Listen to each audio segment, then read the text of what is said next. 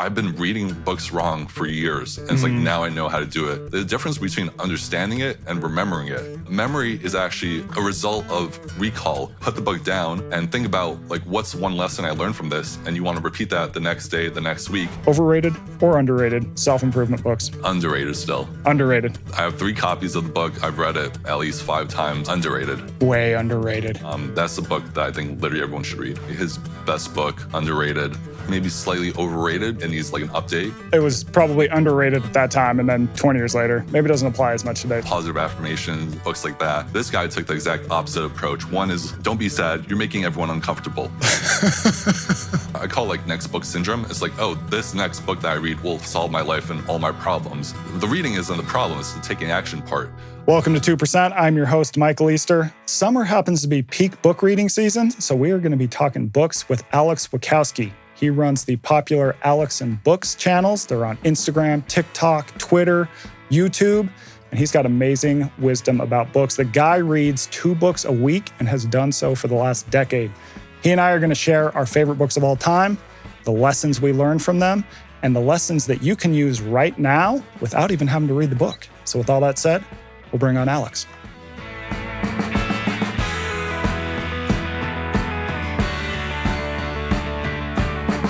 Well, Alex, thanks for joining us, man. Yeah, happy to be here, Michael. All right, first question I have, how do you decide what books to read? Because you read 75 to 100 books a year. That's a lot of books. But how do you filter that in a world where there's thousands and thousands of books coming out every year? So I have 2 frameworks I like to follow. The first I call read it when you need it. So like whatever problem I'm having in life or whatever skill I want to learn right now. So like right now I'm writing a book. So I'm reading a lot of books about how to write a book. The other framework I call is just like read what you like and you'll always like reading. So whatever topic I'm just like generally interested in or curious about, I'll just pick up a book about that and just read it for like fun. All right, so I want to mainly focus. We'll go through all sorts of books. We're going to go back and forth. This is going to be fun. We'll focus a bit on self-improvement books because I'm sort of in that lane with my own books. And I know you tweet and post and write about a lot of books in that space. So first question is, what is the best off-the-radar self-improvement book you've read? So this might surprise people, but it's A Calendar of Wisdom by Leo Tolstoy.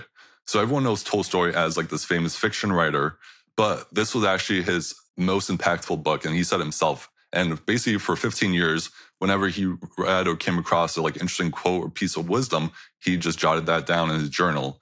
And over 15 years, he basically compiled all of these lessons, these quotes, into this book. So you could think of this book as like the original Daily Stoic, where it's 1 page a day. So it's like super easy to read. Everyone has a minute to read. And it's like 3 to 4 quotes from like Eastern philosophy or this philosopher. And then he just has like a paragraph about like the topic for this day that he wants to discuss.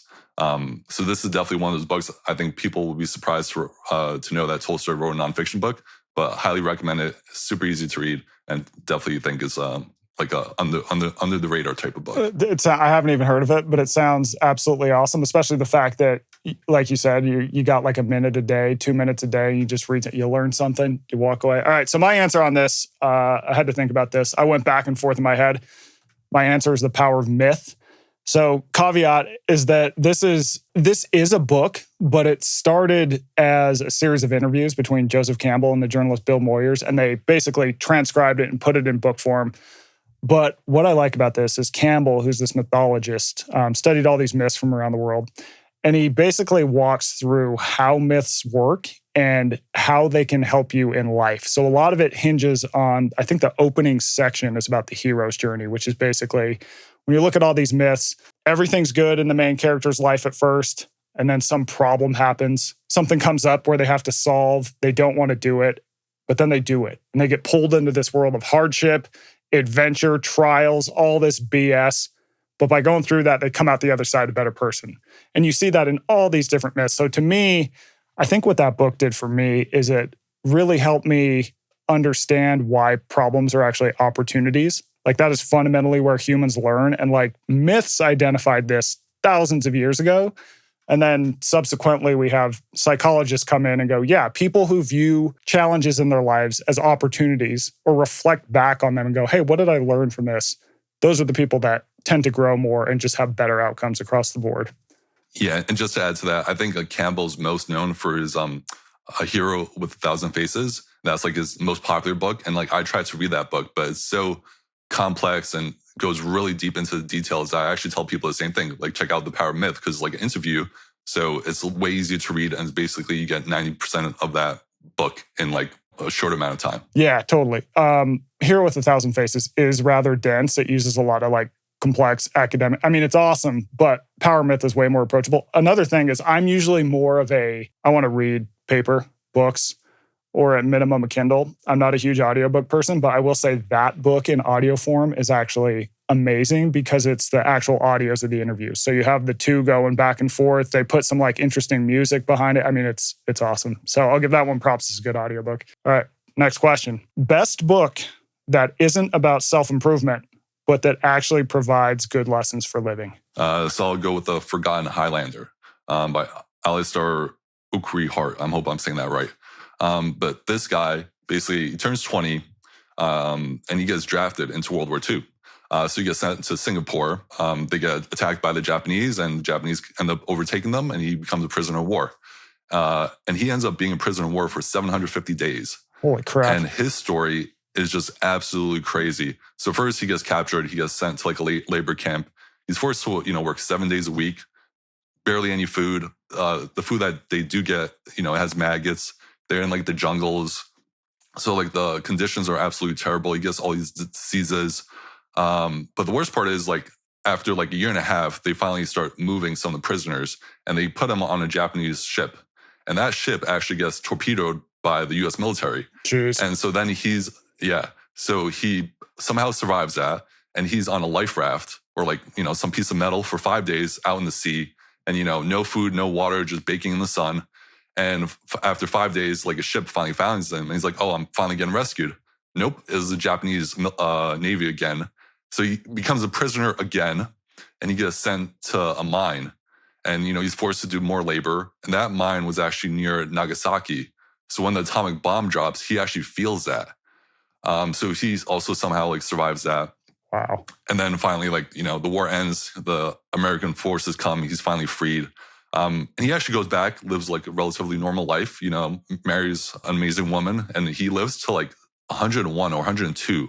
Unbelievable. And the fact that this guy had this like such a crazy life, like horrible conditions, like can't even begin to describe, and then goes on to have like pretty decent, good life. Like, I don't know if he's the luckiest man in the world or the unluckiest, but like this story just puts like your entire life in perspective. Yeah. So after you finished that book, what was your reflection period like? How did you change immediately after reading it? So for the next few months, I just didn't complain. I was like I would say I couldn't complain. Like, oh, it's just, it's really hot today, or I'm like kind of hungry, or I have like a bunch of work to do. It's like, I'm not at a labor camp. I'm not being forced to work. There was this one punishment where they put him in like a cage, and the cage was so small, like you couldn't even sit. So you're just standing for like hours and days at end. So it's just hard to complain about your life after you read a book like this. Yeah, totally. All right. So my answer on this question is a book called Good Reasons for Bad Feelings, and it's by Dr. Randolph Ness. So this guy is basically considered the godfather of evolutionary psychology. And so what he does is he really pulls back and he takes an evolutionary look at mental health problems. And I would say that with the rise of modern science, we've really pinned any psychological issues on neuroscience and chemicals in the brain.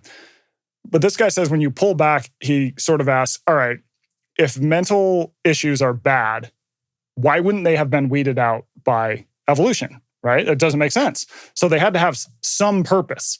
And so then he walks through a lot of things like anxiety, depression, and he helps you understand why these things happen in the first place. Good example is depression. He theorizes, yes, some amount of depression is biological, but probably a larger part of it is just people living a life that's not aligned with what their ultimate goals for living are. They're just kind of stuck. And so it kind of provides a pathway out for people that I think is really practical. And I also like that he was really clear on what we can say and can't say about this science. He's like, yes, there's definitely some that's biological, because a lot of times people will be like, oh, it's all in your head, right? But he's also pointing, a lot of it is just how you're living. And turns out there's a really good reason for that. So if you can reframe that in your mind as more of a signal than a problem, a signal to change course or do something else, I was like, this is great. Because it gives you you learn a ton. It's fascinating, but along the way, you're like, oh, here's what I can do if I ever feel down or XYZ. So I thought that was an awesome one.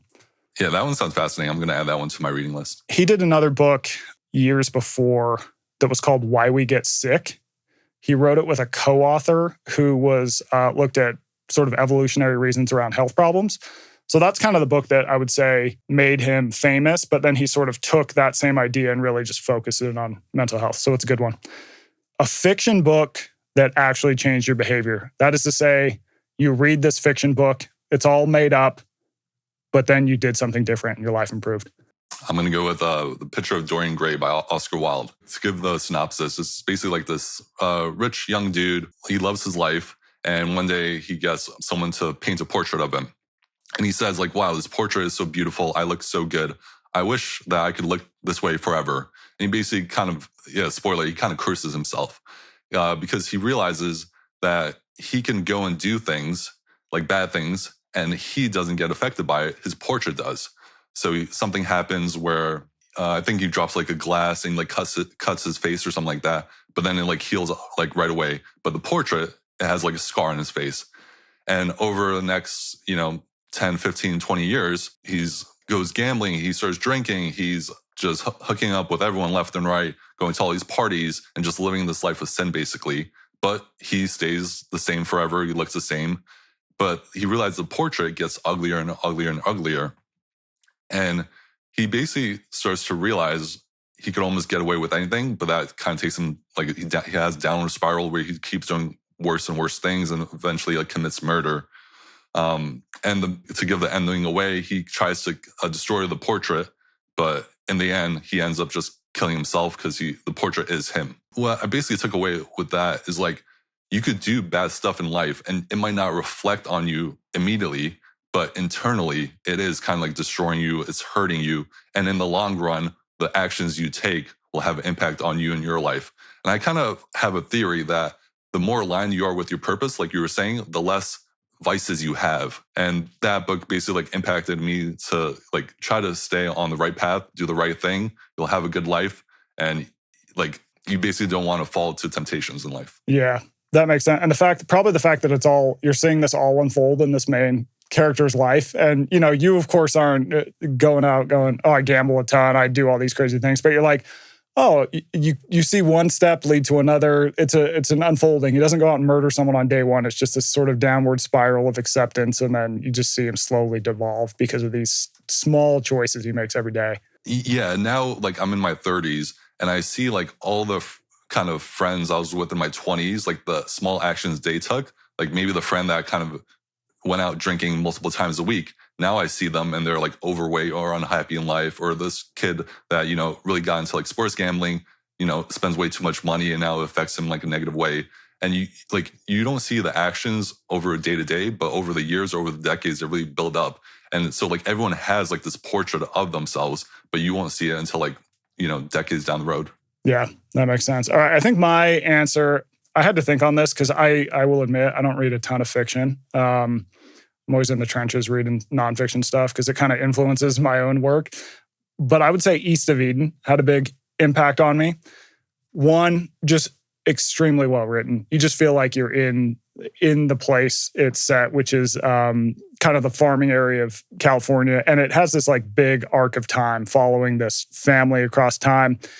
And as the book unfolds, you start to see how the past and sort of your roots don't necessarily have to impact the choices that you make in day-to-day life. So it's like, I think the lesson of the book is that you do have agency. And just because something happened in the past, that doesn't have to steer your future, almost like with what you said with the last book. And so for me, when I walked away, it was like, to what you just said, it's like, you can reset anytime. And you have agency of how you're going to steer your life. And not to mention, it's just a really great read. Yeah, that's a good one too. Yeah, okay. Next one, a fiction book that delivers zero utility other than pure entertainment. I'm going to cheat a little bit on this one because, like you, I don't read that much nonfiction. So technically, it's a nonfiction book. It's called Disappointing Affirmations by Dave Tarnowski. So we all know there's like all these positive affirmations and like books like that. This guy took the exact opposite approach where he's going to give you like a disappointing affirmation. So like one is, don't be sad. You're making everyone uncomfortable. Or things didn't work out for a reason. The reason is you make terrible decisions. And this guy just like, he was, if I'm getting the story correctly, he was also like depressed, like in a bad position in life. And he was tired of all these positive affirmations that weren't helping. So he wrote out all these disappointing affirmations where he's like, you laugh, you cry a little bit, they have truth to them. So although it is a nonfiction book, it is highly entertaining and it'll make you laugh and maybe like cry. So that's a good one. Awesome. I'm already laughing after 2 sentences you've read. So that's going to go high on the list. So mine is Confederacy of Dunces. So it was written in, I think, the 50s or 60s. It's about this character named Ignatius Riley who lives in New Orleans. And he lives with his mom. He's way overeducated. And he has just this view of himself like he is the smartest person in the world. He's the most important person in the world. And he's just the most absurd character of all time. And it follows him and various other characters as they're sort of navigating New Orleans. But literally nothing has ever made me laugh harder. Not a stand-up routine, not a movie. This book is just so funny. Like if you have to have a little bit weird sense of humor for it to hit. But if you like Seinfeld, I would say like this is the book that would most tightly align with Seinfeld, but even funnier because it's far more absurdist. So a few quotes that I love from the book that I'm going to read. And these are quotes from the main character. Apparently, I lack some particular perversion which today's employer is seeking. And that's when he gets fired from his like 50th job. Yeah. Next. You could tell by the way he talked, though, that he had probably gone to school a long time. That was what was wrong with him. Like, that's so true. Yeah. And then finally, you can always tell employees of the government by the total vacancy which occupies the space where most other people have faces. That's a good one, yeah. Unbelievable. So that is one, if you just want like purely, I want to laugh, I want to be entertained. The story really goes kind of nowhere. But it's amazing nonetheless. And I'll also say the guy who wrote it, John Kennedy Toole, really fascinating character, but totally tragic. So he writes, I think he was a professor at Tulane or something in literature. He writes the book. He takes it out to all these publishers. He gets rejected by every single publisher, sends him into this crazy depressive spiral. He ends up committing suicide, unfortunately. And then his mom, years later, finds the manuscript, like in their attic. She reads it. She starts hounding publishers. One says yes, they publish it, and it ends up winning the Pulitzer in like 1982 or something like that. Just crazy story. Yeah, I think there was a similar story with like Moby Dick, the guy that wrote it. It was like a failure. And the amount of like authors who've written books where they didn't publish it or it didn't become like a hit during their time until after they died, it's so crazy because you think you're a failure and then your book is like a classic or beloved. So that's just wild. Yeah, there's a book by Chuck Klosterman called "But What If We're Wrong?" And it just looks at how wrong we often are in retrospect. And he actually uses Moby Dick as an example of, book is amazing, gets published, totally fails, but then World War I happens, and there's something about the cultural conditions of World War I where that book just all of a sudden starts to resonate, and that like pushes it into the classic that it is now. Mm-hmm. Wow. All right, now we're doing overrated or underrated in terms of self-improvement books. So tell us if they're overrated or underrated. And if you want to throw on a sentence or two of why, feel free to. Atomic Habits, James Clear. Underrated still. Underrated. So I have 3 copies of the book. I've read it at least 5 times. I'm rereading it now. And the fact that he's able to structure the book in such a way where it's so simple to follow. It's always like an interesting story it starts with. And the way he makes like even scientific studies interesting, that's what I've been like trying to borrow from him. Like I'm reading this study or I'm reading the actual study. I'm like, this is so boring, but he just makes it sound so cool. And just so actionable. Like every other sentence you want to highlight is like, oh, this is such a good line. Like he was kind of like the original like tweeter or like the original like Naval, like in capturing like a whole chapter in a sentence. And I had the chance to meet him in person a couple of times, and he's just like super smart. Yeah, he really did a nice job, like tightening that, not over-explaining that, and making it very readable. To that note, I would say if you love that book, there's a book called Don't Shoot the Dog. And it's by this lady whose name is Karen Pryor. I think she might have passed away recently at like 95 or something. But she was a behavioral psychologist, kind of one of the OGs in the field. She did a lot of training with animals.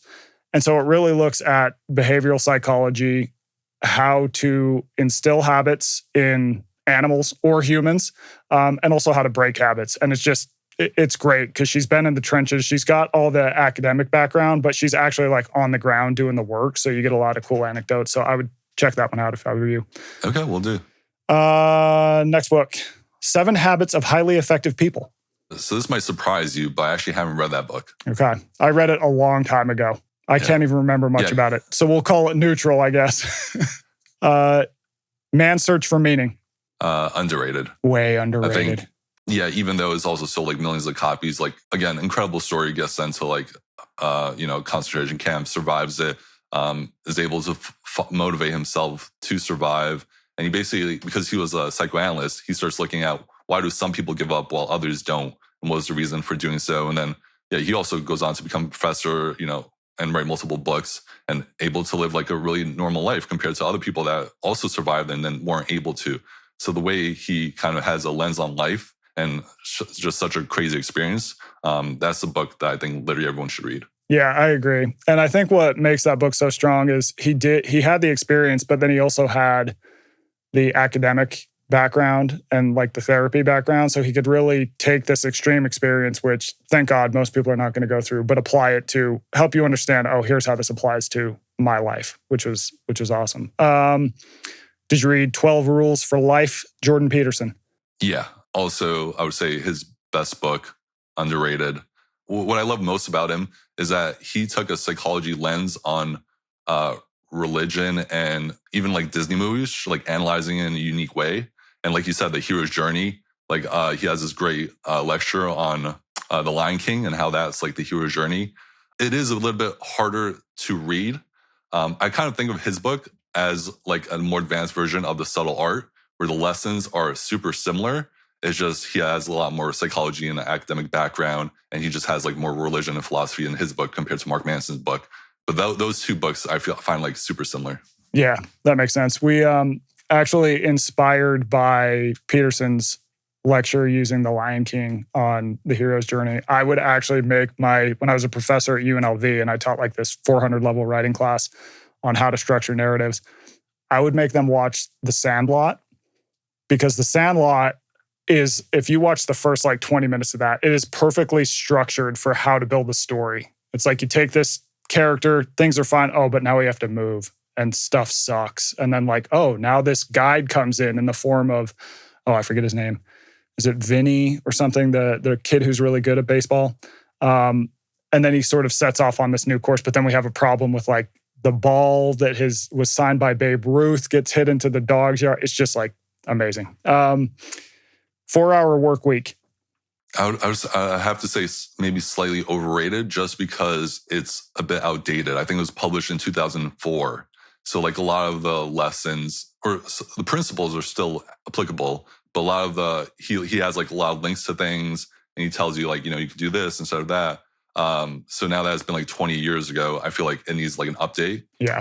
So actually my friend Noah Kagan wrote a book, The $1 Million Weekend, which I feel like is an updated version of that book. But I have huge respect for Tim Ferriss, love his books and his podcast. Yeah, it's just the point in time. It was probably underrated at that time, and then 20 years later, you're like, okay, maybe it doesn't apply as much today. So you got Noah Kagan there. Do you have Do you have any strong thoughts on self-help books that are very overrated? Is there one you're like, that one's way overrated, or no? I think some of the mindset books. So like I might get a lot of hate for this, but The Power of Now I tried to get into. I just wasn't able to.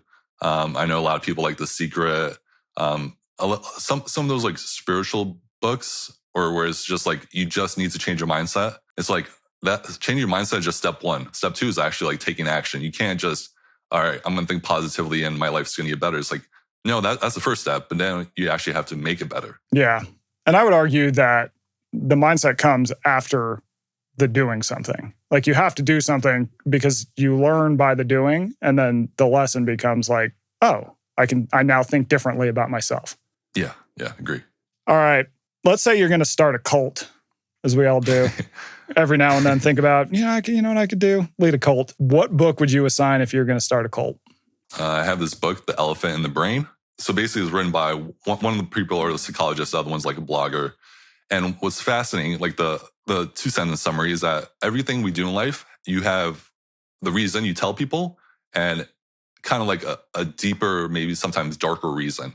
So one of my favorite examples in the book is that only 1% of charitable donations are anonymous. So you would think that people that donate to charity, they're just doing it because they want to do good. But actually, they want to be seen doing good. So if you look at universities, hospitals, libraries, they always have like some billionaire's name or something because they want to not just give them money, but they want other people to know like, hey, I'm a good person. And so, people always have this double motivation. And even the authors say like, we wrote this book because we want to educate people about this topic. But if we actually wanted to reach the most amount of people, we would have made an ebook and made it free so anyone could read it. But because we wanted to get paid and we wanted like some prestige and status, we went with like a Big 5 publisher. Yeah. And they give so many examples of like, there's always two reasons for people doing things, and they're super transparent with their own book. So yeah, if I want to start a cult, I would have like, hey, I want to accomplish this good thing, but actually I want to accomplish this good thing because I want to have power, or I want to like lead people in this way or something like that. So this was a super fascinating read. Awesome. I love it. This sounds like when my tax guy calls me and says, hey, you should donate to charity. I'm like, yeah, that sounds like a good idea. And he goes, that's a giant tax write-off too. I go, it's definitely a good idea now. Yeah. Yeah. All right. So I think my response would be The True Believer by Eric Hoffer. So Eric Hoffer was this guy in, I think he wrote it in the 40s, 50s. He was a longshoreman, I think, in San Francisco, but like super bright guy, like no academic training, but he would go do his longshoreman duties in the day, he'd write this book at night. And basically his core argument is that mass movements, whether they be religious, whether it be a cult, a revolution, they all draw from the same pool of people. It's not the super poor people. It's not the people whose lives are going super great. It's this sort of middle group of people who are frustrated and they're dissatisfied with life and they can't figure out how to get out of it. So when a mass movement comes in, they get attracted to this because it allows them to sort of offload their thinking and their pain and whatever to this one goal of the movement. So he argues, when you look at where these sort of extreme movements pop up, they're always among groups that have a lot of dissatisfied people. And so the leader comes in and goes, hey, here's the solution to all your problems. Join me. A lot of times he argues it doesn't even matter what the message is. It just needs to be like this collective, we're going to get out of this together. And you can just offload thought. Yeah. So the reason I would assign that where I'd start a cult is that joining a cult is a terrible idea. And so I would assign that book because it is the anti-cult book. And so people would see me, they would read that book and they go, you know what? I don't want to join your cult. I'm going to go do something with my life. So that is my answer. Yeah, that's a good answer. Okay, let's say that you are a coach of a pro sports team. What book are you signing? I'm going with Mindset by Carol Dweck. Awesome. I've read that. This book, yeah, completely life-changing. 2-minute summary is that you have two mindsets. One's a limited belief, where you think like, oh, I'm just not good at this thing and I'll never be good at this thing. Or you can have a growth mindset where it's like, I'm not good at this thing because I haven't had enough practice or enough reps. And I've noticed this in myself. So like growing up, I'm a pretty tall guy and I play basketball. So I was always like what they would call the center, the guy that's closest to the basket, who does like a layup or a dunk or like a short jump shot. And I would never be considered like a shooter until I started taking this basketball class where you literally spend like an hour just doing shooting drills. And that really helped improve my jump shot. And now like, I'm not an amazing shooter, but I'm like decent. And if you look at in the NBA, like now, like Wemby, one of the tallest guys in the league, he's taking 3-pointers. All these big guys are taking 3-pointers. So it's been like this huge mindset belief, like, oh, just because I'm tall doesn't mean I can't shoot. I just haven't had enough practice. So yeah, I would assign that to whatever team. It's like, hey, if you're bad at this, you just got to put more reps and you'll get better at it. Yeah, that makes sense. How tall are you? 6'6", 6'7". Oh, you are? Yeah, I could see how you'd end up playing center in high school, college, whatever it might be. All right, I think the book that I would assign were I coaching a team, and this is kind of a totally out there, I would guess that probably no one has read this. It's called Practical Shooting Beyond Fundamentals. It's by a guy named Brian Enos. So this guy, it's not Brian Eno, the musician, it's Brian Enos. This guy was he did competitive shooting in the 80s. So competitive shooting, where you kind of go through these courses, you get scored based on your time and where in the target you hit. It was really popular in the 80s. This guy was one of the best in the game. But what makes him interesting is that he's super deep into Zen. And he'd picked up Zen, I think, when he was maybe in his teens and had always practiced it. I mean, like deep. And so a lot of his argument is that good shooting and perfect performance comes from like basically the self-dissolving, and you just have these complete flow states. And he really walks through, how do you find that? And he writes about matches where he's like, the buzzer started and he's like, everything slowed down. And it was like, it felt like this 10-second, 20-second thing just felt like an hour. And I remember every moment, and I would just be far ahead of the competition. And he kind of walks in like, how do you find that perfect state? So I think that's what I would assign. I hung out with him for a little bit, and he's just like the most fascinating dude ever. Just amazing. And especially, I also love the combination of like, on one hand, we have Zen, but we're applying it to shooting. And of course, the book is shooting guns. Yeah, shooting guns. Like, you have to be like totally mindfully Zen-like focused as there's an explosion going on at the end of your hand. But he argues in the book, you can really apply it to anything. Yeah. Do you have kids? Yeah, it sounds like a good one. No, I don't either. So this question might be, we may cut this, but we'll go with it. If you had kids, what would you assign your kids to read? So we have Learn Like a Pro by Barbara Oakley. So Barbara's known she has this viral online course, like learning how to learn. She's written several books on the topic. This one's actually one of my favorites just because of how short it is. It's like under 150 pages. And it's a skill, like, we're sent to school to learn, but we're never taught how to learn. So like one biggest lessons I took away from this book, and it took me so long to realize this, is that reading a book or text or whatever, there's a difference between understanding it and remembering it. So when you read it, it goes into your working memory, which you could kind of think of like your short-term memory. And you think you know it because you just read it and you understand it. But memory is actually a result of recall. So it's not about putting information in your mind. It's about recalling information, like retrieving it. So if you actually want to remember something, put the book down and think about like, what's one lesson I learned from this? And you want to repeat that the next day, the next week. And you constantly want to pull that information to the front of your mind. And if you do that enough times, it goes from your short-term memory or your working memory to your long-term memory.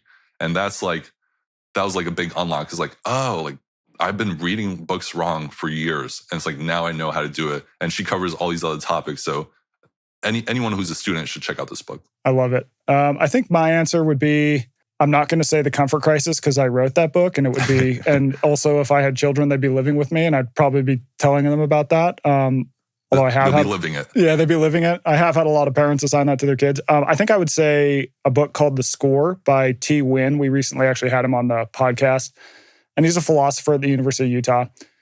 And he basically argues that in daily life, when we quantify things and put a number on it, it tends to capture why we're doing the thing in the first place. So I think the example for kids is grades. So why do you go to school? There's like a million reasons, right? I want to learn some stuff. I want to learn how to think. I want to make friends. I need to learn social skills. I need to do all these complicated things. But what do students really care about? They only care about their A and their GPA. And so they get overly focused on this thing while missing the overall plot. But you can apply that to salary, how people will just obsess about making more money at the expense of their happiness. You can apply it to all these government metrics. I mean, it's just everywhere. And so I think I would assign them that because I think it helps people keep their eye on the larger ball of why am I doing this thing in the first place, and just generally make better decisions and not get captured by like, oh, I just need this number to change and my life will be better. Yeah, I'm blanking out on the mental model of it, but it's like once a measure becomes a measure, it becomes a bad measure because you only measure that one thing, not all the other factors around it. Yeah, that's called Goodhart's Law. Okay. Yeah. So it aligns a lot with that. Okay, author can be living or dead, can be anyone. Author that you would want to spend a day with. This might be under the radar, but I'm gonna go with Alex Hormozi, fellow Alex. Awesome. Yeah, I would say like he's So I'm really fascinated by people that are like super articulate, and I would put him up there with like Jordan Peterson and a couple of the authors where they choose their words so carefully. And one thing Hormozi does, he actually defines the words he's talking about, so that way people are on the same page and understand it. So that's like one of the skills I really want to develop, just being able to communicate effectively, being able to describe situations, feelings, events, like just in a way that everyone can understand it and communicate that. I think that's such a powerful skill. And also be cool to like work out with him. So I'm like minor friends with him. We've hung out a few times because we share a best friend in common. And so he's a really nice guy. One, he's nice. He's like that in person. I did lift with him. I'm going to tell you, you may want to regret, you may not want to do that. You're going to feel it? You're going to feel it. He's lifting whatever weight, and we're doing like, it's me, my friend Trevor Cashy, Alex, and we're doing like a, cycle through weights. And so then I was behind Alex, so I would have to go try and lift what he was lifting. And I remember there was a few times where he just looked over at me and just was like, you're so weak. but he was right. Yeah, he's a good guy. I think my answer would be Edward Abbey, who wrote Desert Solitaire and The Monkey Wrench Gang. So Edward Abbey was this like desert rat and sort of anarchist who was really just obsessed with like protecting nature, the value of nature, why the government is screwing up nature. And his most famous book, Desert Solitaire, he lived in Arches National Park. Before it was a national park, I believe, but they were starting to pave it. And it's just this like meditation on the value of nature, but it's also, he's got so much attitude and humor. And he was just this like big, rough redneck who drank beer all day and just really like fought for the wilderness. And I would just love to hang out with him. I'm actually a big fan of like books about nature, so I'm gonna check that one out too. Yeah, you'd like that. I would say start with Desert Solitaire, and then The Monkey Wrench Gang is actually fiction, but it's awesome. It's awesome. You'll like it. All right, cool. Okay. Is there anything you think that the self-improvement genre gets wrong? Tim Ferriss had a post about this a few months ago, talking about like the toxic productivity. Yeah. And I think that's actually like I never viewed it that way.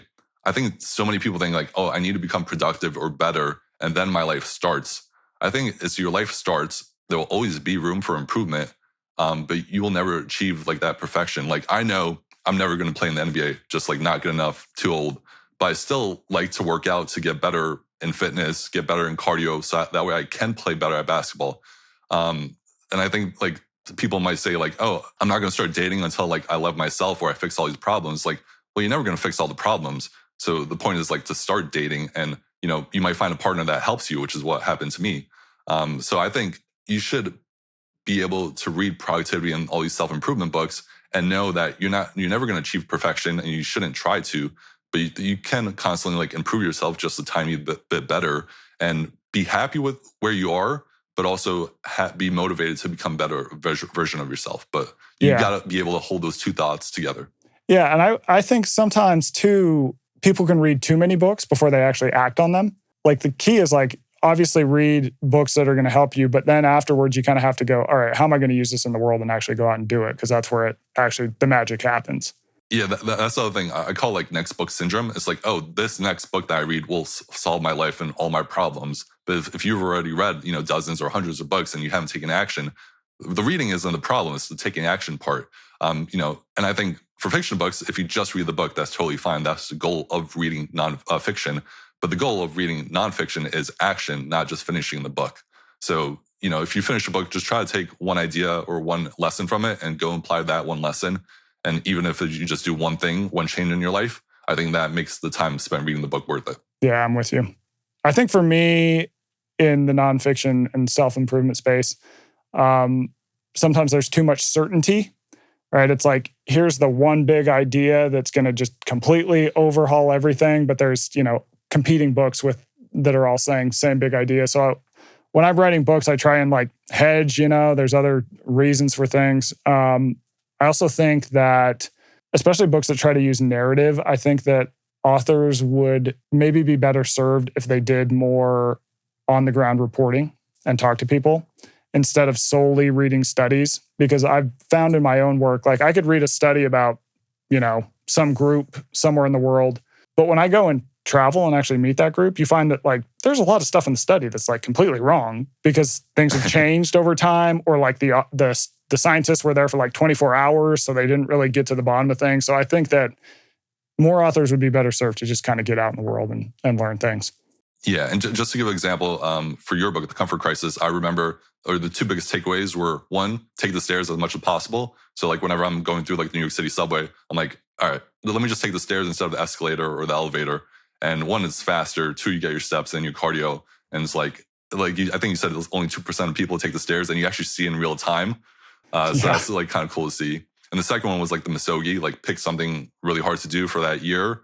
So like when I got knee surgery like 2 years ago, and I'm gonna set a goal to like be able to dunk again. And that was like really hard, but now I can do it. Now my goal for this year is like to finish my book manuscript. Yeah, so like just those two lessons from your book, if that's the only two lessons I took away from it, I'm like super happy with that. Awesome. I love it. I love to hear you applied it. That's the secret sauce. All right, final question. This one's semi off topic, going in a different direction. So the New York Times recently did a thing where they showed people AI writing versus human writing, and a lot of the readers actually preferred AI. What do you think the implications of that are for books and where books are going? I think if I find out someone didn't take the time to write something, why would I take the time to read it? And I think experienced readers are able to tell like what sounds like AI. I'm worried in like 5-10 years from now when it's like as good as a person. But I think AI is really a tool maybe for enhancing writing, but anyone that uses it just sort of like replace writing, you're also replacing the experience of writing where, so to give an example, if you use AI to summarize the book, you understand the book, but you don't have that change in experience because you don't have that story. So you might use it to summarize Atomic Habits, but because you didn't read the story about the British cycling team getting 1% better, like that, just having the lesson isn't enough to like change your life. So I do kind of worry about like AI writing getting too good. But right now, I think people can still realize when it's AI. Yeah, definitely. When do you have to turn in your book? When are you going to be finished? The manuscript I have to submit by the end of this month, and hopefully it'll be out sometime next year. And tell people your handle. So just Alex and Books. You can search it on any platform. Yeah, I'm the guy that just reads books and posts about it on social media. I've been doing it for almost 10 years now. So yeah, been doing it for a while. Yeah, you have an awesome feed. I learned a ton from it, and I appreciate you coming on the show, man. This was a lot of fun. Yeah, I love reading books. I love talking about books. So got to do the second part today. So thank you for having me on, Michael. Thanks for checking out the show, and thanks to Alex and Books for coming on. Don't forget to check out his channels, and don't forget to subscribe to 2%. We're coming at you twice a week. So if you subscribe, you'll get those updates and get episodes right as they hit your feed. Check out the iHeart app, which has videos of every single one of our episodes. And as always, have fun, don't die, read more books.